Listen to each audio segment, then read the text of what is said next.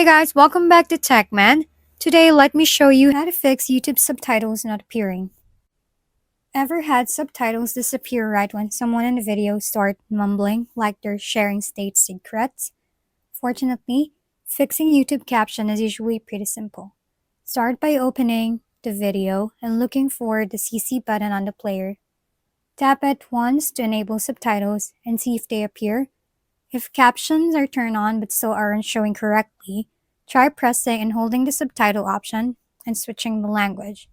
You can select Auto Translate and then switch back to English or your preferred language. Sometimes this forces YouTube to reload the caption track.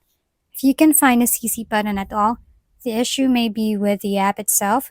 Close YouTube completely by opening your recent apps and swiping it away. Then launch it again and check the video.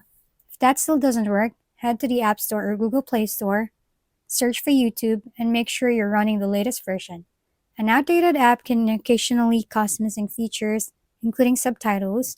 In most cases, one of these quick fixes will get your captions back on screen and save you from having to guess what everyone is saying. If we've been helpful, kindly give us a thumbs up, and don't forget to hit the subscribe and bell button for more contents.